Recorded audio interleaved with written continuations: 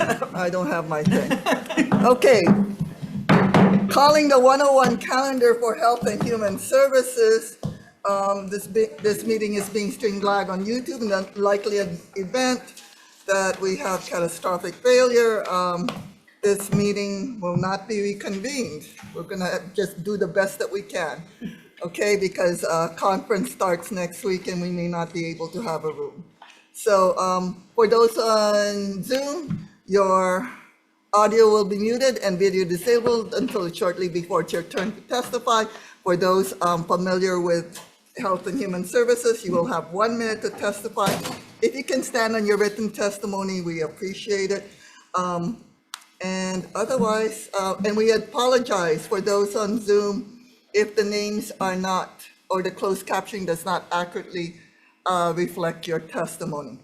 So first up, HCR 28, requesting the, oh no, we did that. Wrong one. First up, HCR 190, requesting the Department of Health to convene a demolition waste reduction work group. We have Department of Health providing comments, and we have DAGS, Department of Accountings and General Services, in support. Anybody else wishing to testify on HCR 190? Members, there's nobody to ask questions of, so we are gonna move on. HCR 91. First, requesting the health insurers and managed care providers that provide health insurance in the state to provide health insurance coverage for prosthetic and orthotic devices.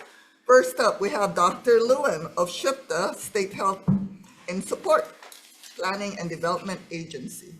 Please proceed. Aloha, Chair, Vice Chair, Jack Lewin of SHPTA. We're in support of this. We realize there's a great deal of expense attached to it, so we defer to the cost implications for insurers.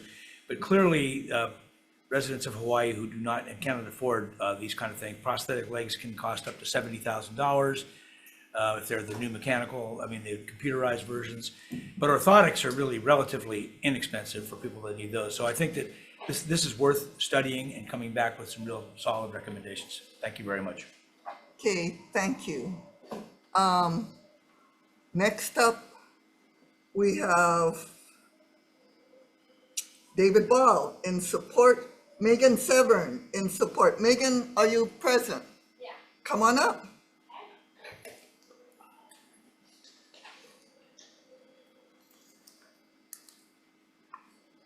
Please proceed. Identify yourself.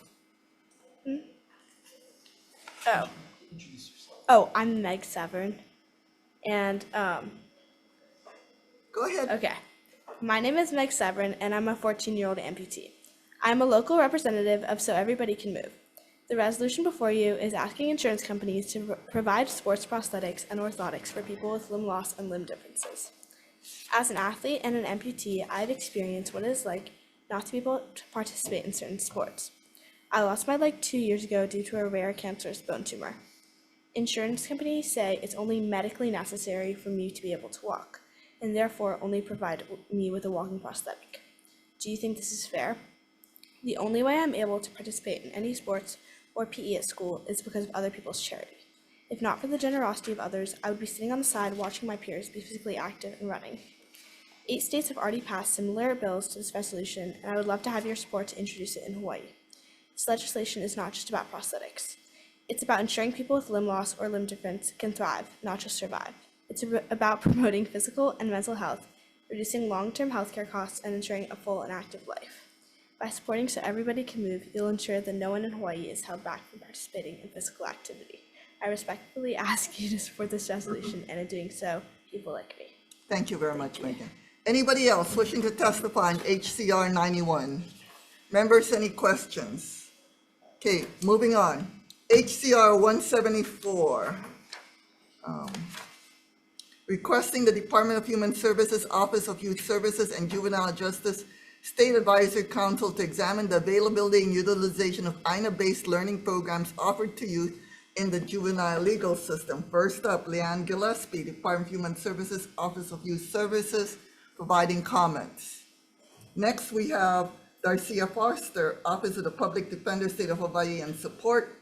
Melissa Pavlicek, Opportunity of Youth Action Hawaii, and support.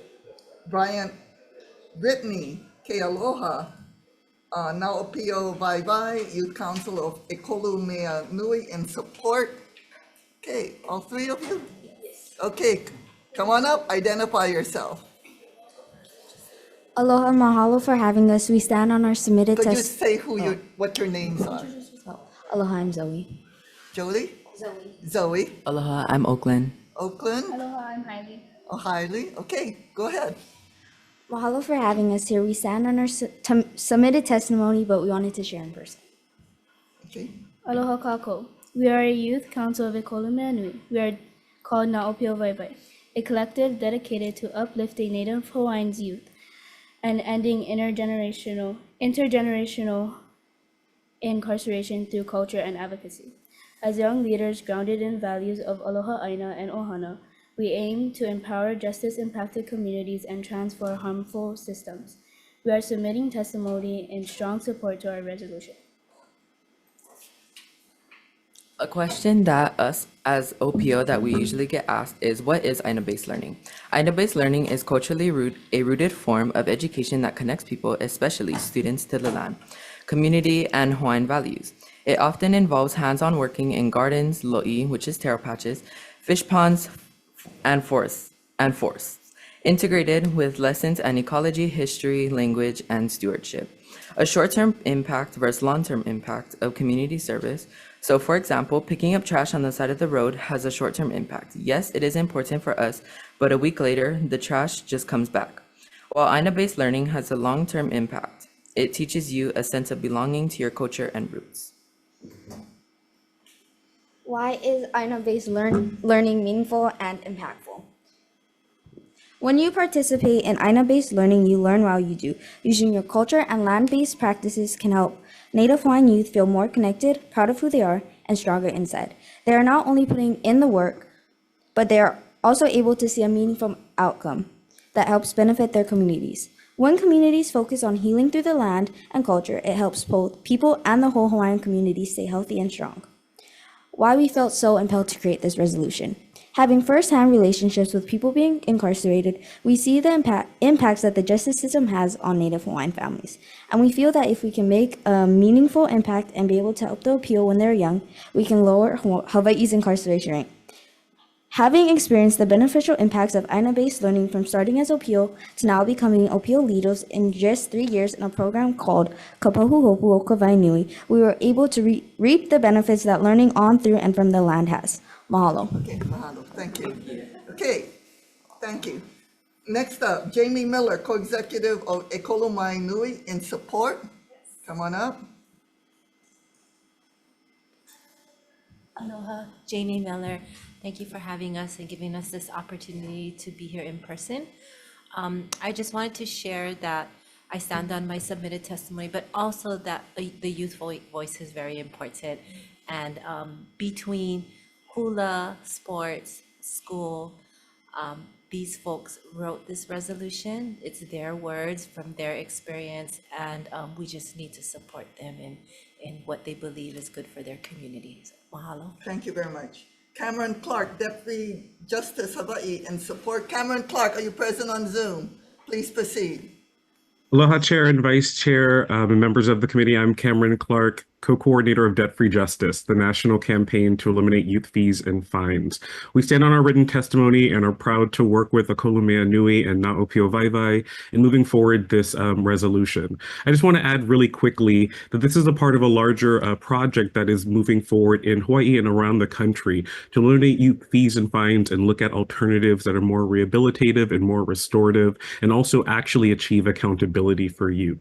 The Senate has already considered Senate Bill 1020 28, which is looking at the elimination of youth fees and fines. And so we believe that this is a part of the next step of creating a new generation of juvenile justice in Hawaii by looking at INA-based learning and investing in that further so that instead of focusing on punitive fees and fines, we can actually achieve better outcomes for youth in the state. Mahalo for your time. Okay, thank you very much. Next, we have Carla Allison in support. Anybody else wishing to testify in HCR 174? Members, any questions?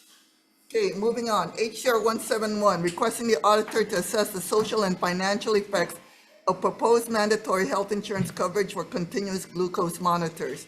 First up, we have Dr. Lewin in support for SHPTA, State Health Planning and Development Agency. Aloha, Chair, Vice Chair, and members. SHPTA is strongly in support of this. We're actually a bit disappointed that it's a resolution rather than some legislation. However, I really think that this whole effort is going to help move the insurance companies to voluntarily move forward with this. Patients who are on insulin really these days need these kinds of devices to notify them when the blood sugar is too low or too high. You've heard all this testimony before. And we'll work with the insurance companies to try to get it going. But we certainly need to expand the use of this in Hawaii. Thank you. Thank you very much. Next, we have Hawaii Medical Association, Dr. Ignacio, Elizabeth Ignacio in support, Palani Smith, Liberty Dialysis and Phrenesis, Kidney Care in support. Anybody else wishing to testify in HCR 171? Members, any questions? Okay, seeing none, moving on. HCR 146, requesting the Department of Human Services to apply for and implement the Elderly Simplified Application Project in the state. First up, Director Yamane providing comments. Thank you. Next, we have Daintree Bartolodis, Hawaii State Council on Developmental Disabilities in support.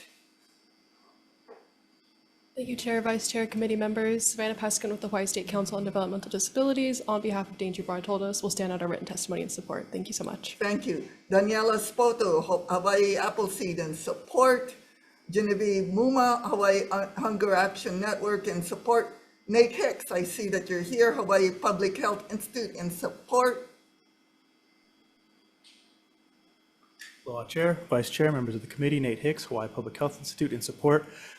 We recognize that the certification is far too short. Being able to expand it can help tremendously. We know there are hiccups with the current system and be able to automate this, but we think starting the application project now can be very helpful. Who knows how long it might take for the administration at the federal level to really approve this project, and so getting the ball rolling now so we're ready to participate if and when that eligibility system is upgraded is, I think, very important. We would love for us to participate even before that, but getting the ball rolling now, I think, is really important. Mahalo. Thank you. I see Betty Lou Larson on Zoom, Catholic Charities of Hawaii in support. Please proceed, Betty Lou. Aloha, Chair, Vice Chair, and members. I'm Betty Lou Larson with Catholic Charities of Hawaii. We'll stand on our written testimony because we feel this would really be a win-win situation, both for DHS and the administration, and especially the participants who are seniors and disabled. Thank you. Thank you. Next, we have Shay Chan Hodges in support. Anybody else wishing to testify in HCR 146? Members, any questions? So I have a question. Can you come on up? DHS, sorry. Oh, DHS, oh. Yeah. This is for, no, continuous glucose. Okay, so I know you folks have some software updates going. If we pass this resolution, are you folks able to alter, or are you folks already thinking about putting this elderly simplified application for SNAP as part of your software update? Good afternoon, Chair. Scott Morishige, Administrator for Benefit Employment Support Services Division. The department, as we've explained in our testimony, I think we could implement ESOP now. The challenge is that we would have to extend the certifications manually. And our worry is because we are in corrective action for timeliness and also for payment error, having to do the manual work could further exacerbate our issues with timeliness and also the accuracy of payment for the workers. So we are continuing to work hard on development of our new BES system, which is still on schedule to be implemented statewide in October 2026. But the concern about implementing ESAP earlier is just having to do it manually. It's going to be very challenging. Okay, so, Nate Hicks, others say, what about just applying to do ESAP? I mean, is there like an application process? Can you start that instead of starting to implement the ESAP application?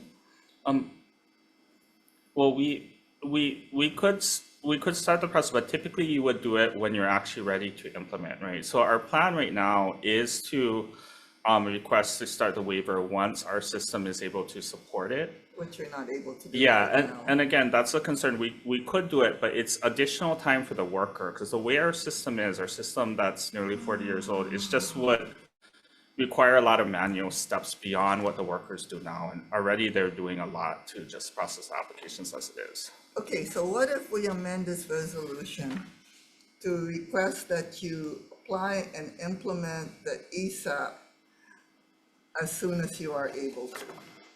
Are you okay with that? Yeah, we're okay with that, Chair. Thank you. Okay. Any other comments, questions, concerns?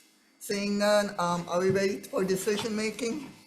Okay, so first up, HCR 190, no one to ask questions of, all we have is written testimony, and Department of Health is unable to do the demolition waste reduction working group without an appropriation. So for those reasons, Chair is going to defer HCR 190. For HCR 91, we are going to pass it as is. Okay, basically, we're going to request that they provide such insurance coverage. We're not going to mandate it at this time, but request that they look into possibilities of providing, especially the most affordable ones. Okay, any comments, questions, concerns, as is? Okay, HCR 91, recommendation of the chairs to pass as is. Chair and Vice Chair vote aye. Senator Hashimoto. Aye. Senator Keokolole is excused. Senator Favela is excused. Recommendation is adopted. Okay, thank you very much. So for HCR 171, Chair's recommendation is to pass. 174. Excuse me, 174, sorry, 174. Chair's recommendation on that is to pass with amendments.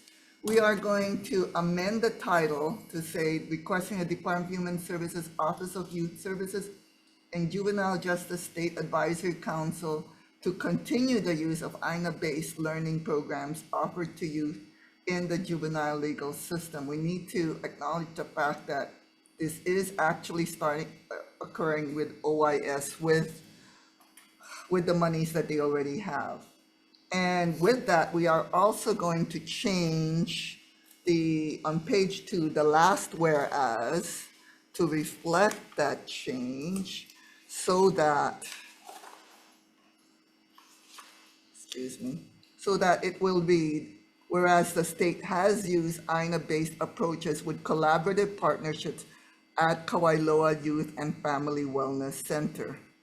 And the resolution on page 2, lines 23, 24, will also be amended to say that the advisory council is requested to continue the use of INA-based learning programs offered to youth in the juvenile legal system. Okay. Any comments, questions, concerns? My concern is we need to acknowledge the fact that OIS has done a terrific job. And in fact, they actually had 0 inmates at one time. Okay, so they are using these services productively. And unless we give them more money, they won't be able to do more. So any comments, questions, concerns? Seeing none, Vice Chair for the vote, pass with amendments. Okay, voting on HCR 174, House Draft 1, recommendation of the chairs to pass with amendments. 3 members are present. Any reservations? Any noes? Recommendation is adopted, Chair. So for HCR 171, Chair's recommendation is to pass this with amendments. We are going to note that we are going to correct the description of the statute on page 2, lines 23 to 26 as recommended by SMA to accurately depict the statute, but otherwise as is, passed with amendments. Any comments, questions, concerns? Seeing none, Vice Chair for the vote. Okay, HCR 171, recommendation of the chair is to pass with amendments. 3 members are present. Any reservations? Any noes? Recommendation is adopted, Chair.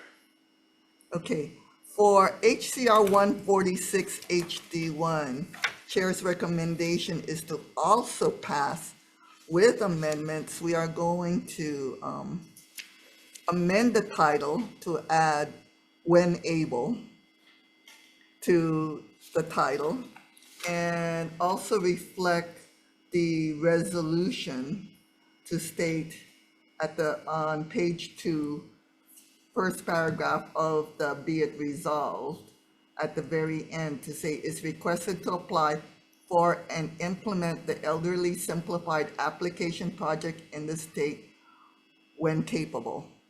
Any comments, questions, concerns?